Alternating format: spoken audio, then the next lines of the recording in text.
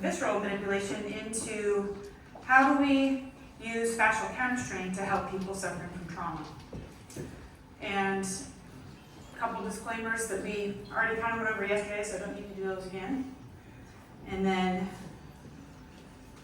next, post-traumatic stress has already been talked about multiple times, and so I'm not going to go over the definition with you because everybody else already did. So that was already done for me, thank you very much. But we also know that in the United States, some statistics are quite troubling, and we know that over 22 veterans a day take their own lives. And I know that number is probably somewhere over 26 actually, because a more recent research has come out, it's not been published yet, saying it's 26 a day. That's very troubling and unacceptable. So my goal with my research was to try to change that number. So my research used veterans and first responders, mostly first responders actually, with post-traumatic stress. And that's because this number is so disturbing. And we're also expanding now into other marginalized populations as well. So current standard of care, as most of you know, is pharmacological interventions as well as psychotherapy. While those are very helpful and there are multiple studies showing how helpful they really are, there's a big failure rate there and we're still losing multiple people per day to suicide, so again, not enough. So there is great promising research that's fairly new with the psychedelic assisted therapy and stellate ganglion blockade. When I was doing my research trying to find a comparative type of therapy, the closest I could come was the stellate ganglion block because that's somewhat of a physical medicine modality, not really because we're stabbing people and injecting into their stellate ganglion. But what we found is that our research is very similar in results to these two therapies, and magically we're able to combine them all. So our research was a blind clinical trial. We did have a very small sample size because it was conducted, unfortunately, during the pandemic, which was a little bit of a limitation in itself. We also have a huge limit with this population because who works with first responders or military personnel, not a whole lot of you, as a group, they don't really like sharing very much. And nothing's wrong with them, they're just fine, thank you very much.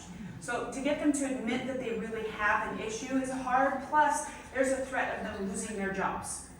Oh, you must not be fit to work if you have PTSD. So they keep it to themselves. So it's very difficult to find them able to come in and get treatment without a stigma attached to it.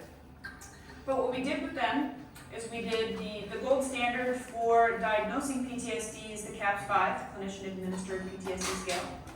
And we did that before treatment, and then we did 3 1.5-hour Counterstrain sessions, and then we waited 1 month, we did it again, 3 months, and then we did it again at 6 months. We also did 10 self-administered psychological questionnaires that were emailed to the patients and they did online.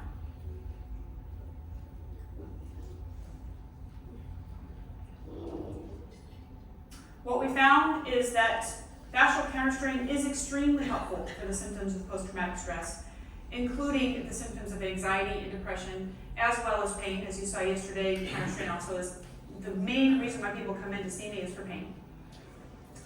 We also want to do more research, and we're looking for funding to conduct more research, and it would be great to combine, like I said, with other therapies in the future with our research. So this actually is a cool picture right here. This is the 3D model. So somebody asked me yesterday, it seems like a lot, and you have to memorize all those points. It's a heck of a lot more than acupuncture points, I can tell you that, having studied acupuncture as well. There's over 2,000 points. And we have this really cool 3D model, and I'll show you if anybody's interested afterward on my iPad. You can spin this model around. Every single Skittle, looks like a dude that somebody threw up Skittles on. Every Skittle color is a different system. You touch the point, and you can fade up and down muscles, you can fade up and down nerves, you touch the point, and up pops the tender point and how to treat it. How cool is that? Very, very cool model. And they're layered on, so you can just do one system. If you've only taken the visceral class, you can have just the visceral points appearing. These are all the points that we currently have been teaching on the model. So that's just a picture of that to show you for context.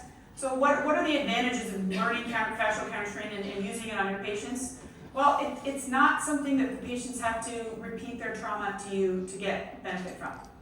So CBT, which is used a lot, and prolonged exposure therapy for PTSD, or repeat your trauma over and over again and see if that helps. That doesn't help a lot of times. Yes, it does help sometimes, but imagine if you're having to repeat that trauma over and over again. Sometimes that's actually triggering and makes people worse. So what if we can just make them feel better with our hands? So that's what we did there. It's also really relaxing. Most of the time when people receive treatment, sometimes they fall asleep, but most of them take big heaving sighs and they're like, oh, I feel so much calmer already. This is applicable to any patient in the population, right? I've done this on babies, and I've done this on people who are near death, and everyone in between. And it can work with our other interventions. And there's a lot of interoperator reliability, like I said yesterday. So we had no adverse events in our clinical trial, but I can tell you as a practitioner, I have definitely seen adverse events. So when you're releasing a physical trauma, when something happens to you and that physical trauma was stored, so did the emotions get restored. So there can often be, and who has experienced that when they've worked on their patients? Sometimes you just listening causes a release. Who has had their patient cry just because you were the one who listened? Everybody in the room should probably raise their hand, right? Because it's very common, because we actually spend time. We don't have only 5 minutes. We can actually sit there and listen. That right there is therapeutic. So what happens is when we release a tender point and someone has an emotional reaction or even a full-on flashback, it's something that feels like a lift from their body. But if they leave in their worst, when they come back, the fascial counterstrain actually helps it to release further from the body. I also usually encourage patients to continue with whatever the therapy was that they were getting prior to coming in, whether that be psychotherapy, talking to their best friend, being in a support group. So this is, in my opinion, a medical breakthrough. There is no medical substitute for fascial counterstrain. It isn't like anything you've ever learned or heard of before. It is an applied multi-system anatomical model. It's applied anatomy. It's applied physiology. You can use all of the things that you learned in anatomy and physiology and apply it to every single tissue in your body, and you can treat down to the nerve, down to the specific artery. It is supported by sound research, both theoretical research and now clinical trials, and we'd like to do more. Applicable to all patient populations, and like I said, intraoperator reliability is high. I talked about this last year. I'm not going to go over it again because you can read the article, but this is the theoretical research that, or the paper that was written by Brian Tuckey about why does this work. We have the etiology of any kind of stress to the body. We have the increase in inflammatory chemicals, which leads to cessation of the lymphatic pump mechanism. And muscle guarding reflex, which is that somatosympathetic and somatovisceral responses. Okay? Then we have the activation of the nociception, vasoconstriction, and all of these things at the bottom here can be affected by counterstrain. So that's the solution. And the way we do counterstrain is we're first able to find, like I said, when I showed with Steve yesterday, where is the body saying, I need help? And I don't even need to speak your language. I was just speaking with somebody from Poland, is she here? That's a country that's experiencing huge amounts of trauma. Right next door, terrible things are happening. So we have trauma all over the world, and we can help people, and we don't even need to speak their language, we need their consent. So I can imagine this being a really great tool to use for the crises going on in our world.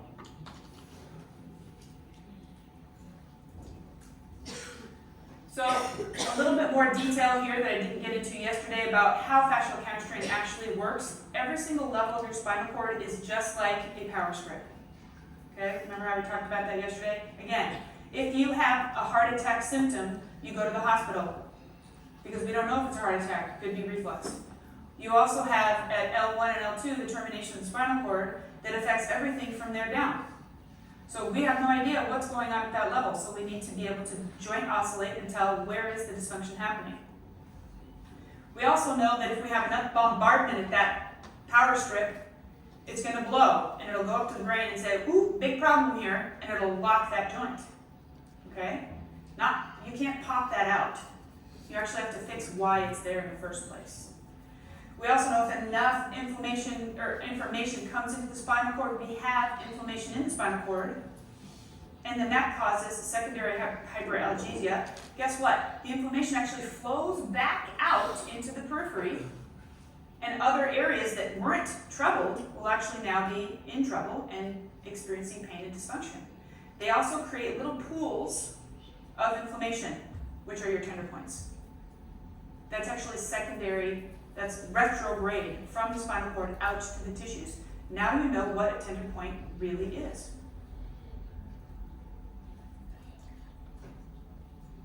I went over these a little bit yesterday, so I'm going to skip them so I have a little bit more time to talk about the cool things. These are our viscerosympathetic and somatosympathetic reflexes. So, treatment. What we do is we find where we can slacken the tension in the fascia. Once we have found the restricted segment, we can then find which system it is in, and generally which part of the body it is in. And it's very easy to do that with touch inhibition. You can do that within minutes if you're a skilled practitioner. Now we've found the tender point. So what structure do we need to treat? In this picture right here, I'm treating a knee. Okay? I can't remember what I'm treating in that exact picture. But we can treat the meniscus of the knee. We can treat the arteries around the knee. We can treat the lymphatics around the knee. We can treat the cartilage. We can treat the bone, etc. We hold these positions as fascial glides or just a position. Like if everybody finds right now, if you go to the anterior aspect of your upper humerus and you poke straight posterior, you can find some people will have some tender points there. That is for the neck, anterior longitudinal ligament, simply a positional treatment. You flex, side bend, and rotate to the level of dysfunction. So C2 through 7 to the deltoid tubercle. So if you find something there, so let's say it's a C2. I can flex, side bend, rotate 2, and treat my C2 by myself and hold it for 30 seconds. You'll feel it draining. You can feel the pulse of the inflammation coming out right underneath your finger. That's how simple this is. At the same time, I'm doing this treatment and the inflammation is pumping out, the muscles that are guarding me in place instantly relax. Instantly. So you have a change of range of motion, a decrease of inflammation, and an improvement in the function of the structure that you're treating. So here's some case studies for PTSD. The first one is a 33-year-old woman with complex PTSD and dissociative identity disorder that was discovered because I've been treating her for 5 years already, off and on. She came in originally with multiple seizures per hour after being triggered by an event. Her husband was found to be a closet alcoholic and went into treatment, and she was left at home as a young woman with 2 small children. She was taken to the hospital where they dismissed her seizures as psychogenic, meaning seizures really can be psychogenic, meaning that a trauma can bring up a seizure, right? But sometimes people think that you're just making it up. And so at this hospital they said, you're just making it up, we're not even going to help you, leave. So she came straight to my clinic, and with some Counterstrain to her cranium and her brain, we were able to stop the seizures, and she had 1 within the following week. Then fast forward 5 years, another tragic event happens in her life, and she starts seizing, and now she's starting to completely leave her body. And so my colleague was actually treating her in the next room. She came over and got me. I went over and I saw this patient who I knew, and she wasn't there. Blank stare. She was looking around. She was breathing and everything, so she wasn't dead, but she was definitely wasn't there. And immediately I thought, I wonder if she has DID, and I sent her to a specialist friend of mine. She was diagnosed with DID. What was happening was every time she was seizing, she was going into a different identity. The people who do manifest these different personalities are usually highly intelligent. Because all of us that don't have it, we have just one persona that we have to handle all the stress with. They get to delegate. How cool is that? Yeah. It's actually pretty brilliant. So after working with this therapist together, we were able to help this woman find her different identities, name them, figure out how long they'd been there, and guess what? They all tended to be different ages of her life, all the way back to 3 years old when she was raped for the first time. Sorry, trigger warning, we should have done before that. But now, she has a hold of herself. She doesn't seize before switching identities, and she knows who they are. So when a stress hits her, she's like, oh, this one's for Allison. okay? And she's able to actually use this really cool trick to delegate trauma and delegate stress. And it's something that is becoming more and more under control with both the use of therapy and the use of fascial counterstrain. Because we're able to take the tension out of the fascia so it's not triggering the nerves to center into a seizure. Next is a 40-year-old man who was a Marine, and then he was a SWAT team member, and then he was a firefighter, and then after that he wanted to do something easy, so he became a junior high school teacher. And then he was, actually I went down to the third one. I'm at the third one right now. So then he and his class were held at gunpoint. That was the most traumatic of all of the events that happened in his life. And he was pretty disabled with PTSD. He traveled from a different state to see me. I did 3 treatments, and maybe about 5 months later or so, can't remember exactly, I get a handwritten 3-page note describing how his life had changed over those months. Starting with when he left my office, he said he had an ability to feel joy for the first time in many years. That right there is life-changing. Then he was actually able to watch the news and see other events like the one he went through without going into a full-on panic flashback. He was able to empathize. So Counterstrain brought the ability for him to empathize back. The one above it is a man who was disabled 100% from the U.S. military, from PTSD. Being in the military was that traumatizing for him. And when you have PTSD, I often explain to my patients, no, you're not an asshole. Your body takes over. It doesn't give you a choice. It starts to do things because it's keeping you alive, and it thinks it has to do this to keep you alive. And then they wake up at the end, they're like, oh my gosh, I'm so sorry. Who's had their patients tell them that's happened to them before? Where they've just blown up with their kids or blown up with their wife. They have no control. And at the end, they're so remorseful. They're like, I really feel I'm not a bad person. They're not bad people. They get hijacked by their nervous system. Their nervous system is taking over. It's a physical problem that's manifesting as a psychological issue. They aren't mean. They aren't jerks. Okay? So what we were able to do with one treatment was to get his wife to say, I'm going to give you another chance. This has changed you that much. 1 hour. That's huge. I also had a guy similar to him who wouldn't cry at all, ever, and his kids teased him about it. On the table, he started to cry. He got up, and I thought he was going to either hug me or kick my ass. He hugged me, and he said, thank you for bringing my ability to feel back. This is huge. We're decompressing a nerve that is firing, saying, stay alive, stay alive, stay alive, stay alive, all the time, and it's shut off. That's huge. Multiple patients have come back to say to me and to other practitioners, fascial counterstrain saved my life. What do I do to help you get this out there? That's why I'm here. This can save lives. Lastly, this was actually one of my first patients I helped before I even knew how to work on the brain like I'm doing now. It was just the peripheral nervous system working on the sympathetics and the parasympathetics. 45-year-old woman, again trigger warning here, had been held captive and assaulted for 4 days, raped by multiple people, and then left in a ditch to die on the side of the road. Years after her attack, she was still very debilitated. It was difficult for her to work, difficult for her to earn a living. So I said, bring somebody with you during your visit so that you have somebody that you can touch base with during the treatment to know that you're safe. And she had, during the part of the treatment, she had the attacker was in the room standing right next to the table. And she could see him. And she told her, she was looking at her aunt. And she said, he's here, he's here. And then it went away. We waited a minute, sat with that for a minute. And as I finished the last quadrant, so I worked in quadrants of her body, which was, we were working on the sympathetics, and I was working on a sympathetic to her heart. And she takes this shuddering breath, and she said, you're done, aren't you? And I said, yes, how did you know? And she said, I can feel it leaving my body. That's cool. And we just, of course, had a cry fest after that, because that's why I started, actually, her experience was one of the things that gave me the impetus to start the nonprofit, because I don't want to charge when I'm able to, that's a gift to me to be able to help restore someone's life, to give someone hope again.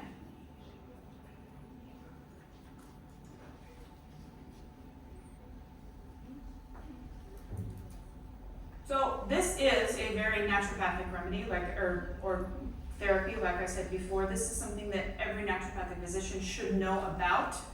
But before you learned about it last year or this year, how many people knew not about strain and counterstrain, but about fascial counterstrain? A few. Good. So now you know about fascial counterstrain, which you can use with all of your other modalities. Multiple modalities that have been discussed are on this list that have already been discussed over this last few days. You all needed to. We all hear tragic stories, whether it's medical PTSD or PTSD from their childhood or from a spouse, or maybe you've lost someone close to you that has caused you to feel trauma. And we keep hearing these things because we all care. That's why we're doing what we're doing. So this is really helpful for all of us to be able to keep doing what we're doing. I get it regularly to keep myself going. Physician, heal thyself. So I do. Can you go back one? Yeah. Some people want that. This one? No, that was. Oh, did I skip past that? I didn't mean to. So I've got, I don't know why it keeps going. I've got like 7 pages of references, by the way, if you can pick up my slides. Stop, there you go. Stop. All right, so I do want to do a little demonstration. How much time do I have left? 10 minutes. Perfect. All right. So there are multiple places to learn counterstrain. On here is the Australian school, the French school, and then the 2 schools in the United States, like I mentioned before, that I'm an instructor for. And then my nonprofit organization, where our goal right now really is to address the entire world with the impact of trauma and address all populations. We've expanded our scope beyond first responders and veterans, and we really want to be able to provide this care to anyone who needs it. And we also want to give scholarships to people who want to learn it who can't afford it. I have multiple patients who come, or students who come through my clinic to learn. And then I say, let's have you start doing counterstrain because you're really interested in this. And they're like, well, how much does it cost? I'm like, about $850 per 3-day class, and there's 12 of them. And they're like, oh, because they already have like $300,000 worth of debt from going to medical school.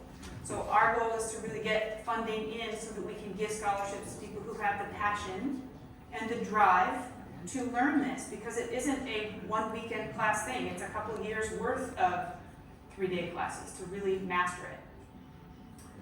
You have my contact information down there. I know it's not very clear, but you can also grab my card when I'm done, and I'm happy to give you my contact information. I do want to show everybody here how to do a sympathetic nervous system treatment on themselves, with the warning that if you are currently experiencing volatile PTSD and you're easily triggered, don't do it. Wait till you can go see a practitioner, because if you get triggered, I'm going to have to clean up a ton of people, and that, yeah, that wouldn't be fun for me. One other thing I want to mention before I do the demonstration is that there was a lot of interest yesterday, and a lot of people approached me about how I can come here and teach, because I'm from the United States. I'm actually on the left coast, so I'm the furthest away from you, except for Alaska, all the way in Washington State. And Susie Kaiser, who's in the back, stand up, Susie. She's right here. Susie is from London, but she also has a retreat center in Bordeaux. Next year, ICNM is going to be in Paris. What do you guys think about having a 3-day class available after ICNM next year? Who would want to go to that? Okay, well, we have at least 10 people who raised their hands, so that's going to be enough. And we may need to find a bigger place if there are more people interested. If you're interested, grab my card at the end and email me, and also Susie, when I'm done, come up so we can coordinate. Because, again, my goal is to be here to train more people. This has to reach the world. It really does. So now I'm going to teach you how to do this, and the person who's filming me has to come up here because you're my person. Come on up, Ashley. So this is Ashley. And Ashley, I pre-screened again because I wanted to make sure I found somebody who I wasn't going to trigger in front of everyone. We're going to be working on the cardiac splanchnic nerves. Who knows what a splanchnic nerve is? Oh, good. So a couple people know. I'd forgotten what a splanchnic nerve was when I started learning this, because you know what? When you're in school, if you're not immediately using that stuff in your brain, I graduated 24 years ago. It was gone. It was long gone. I was like, what's this splanchnic? What? That's a hard word to say. But so the splanchnic nerve, so the sympathetic nervous system, if you remember your anatomy, doesn't just come out of the brain. It has to go down to T1 Okay? Then the nerves from the sympathetic nervous system come out from T1 to L2. Right? Your parasympathetic comes out of your brain, which is your vagus, and then your sacral parasympathetics. So we're going to work on the sympathetics that come out at T1 and 2 primarily, but they're also all the way down to T5. Then they hit the sympathetic chain. Once they hit the sympathetic chain, they can go directly into your heart and lungs, or they can travel up your neck along the sympathetic chain, then back down into your heart and some into your lungs. Why? Who knows? Maybe we were developing into giraffes, and then we said, no, we're going to keep it down here. I don't know. But so we have these splanchnic nerves, and they come up. They're very, very common. So if you, again, are not sensitive and are not afraid of triggering yourself, you can find these tender points. If you go to the medial end of your clavicle, and then you go over a fingertip, and then another fingertip. So your 2 fingertips past the medial aspect. Dive straight down behind your clavicle into the tissue. See how I can stick my finger in there? And I can stick my finger in there? I don't have them because I've been treated. If you can't get your finger in there and it hurts, raise your hand. Okay, so maybe at least a third of the room. Okay, check both sides. So we have 2 of them. 2 and 3 fingertips out, going straight back behind your clavicle. Okay, that's a splanchnic. That's the superior sympathetic chain. It goes up the chain, back down to the heart. All right, so Ashley has these. So on Ashley, you can see here's her medial clavicle. Here's 2 fingers out, and I can't even get down there.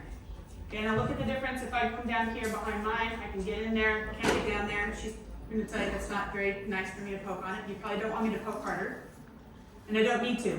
We don't need to mash on our patients super hard. Okay, you can feel the tension and the inflammation in a point very easily. In fact, both of these aren't great on her.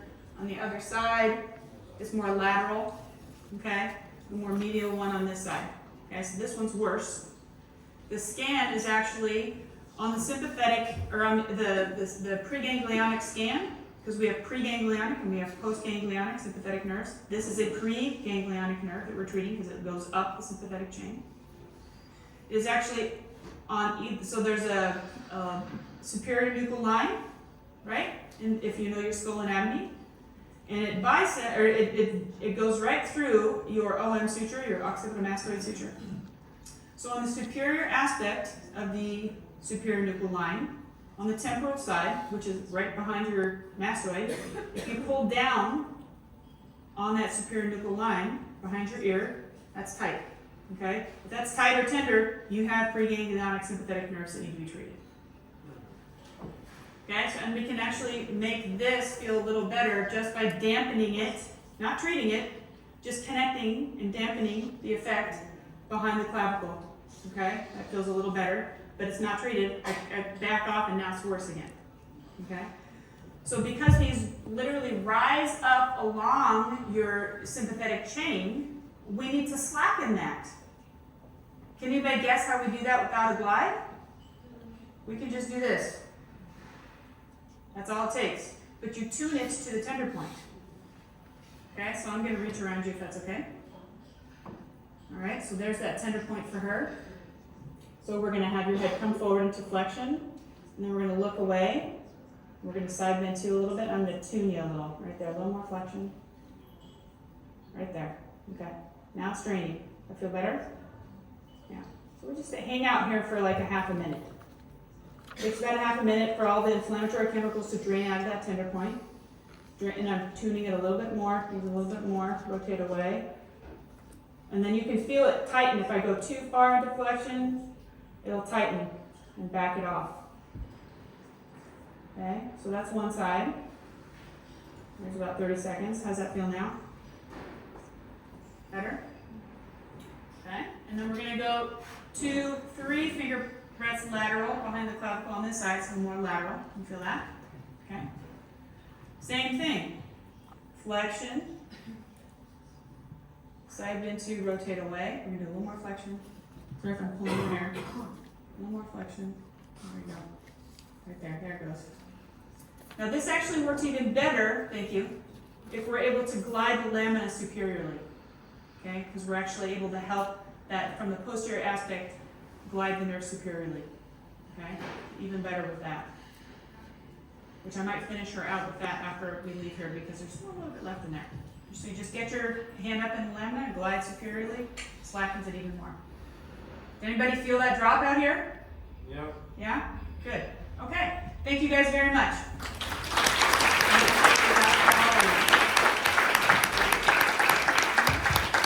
Thanks so much. So, the event is not over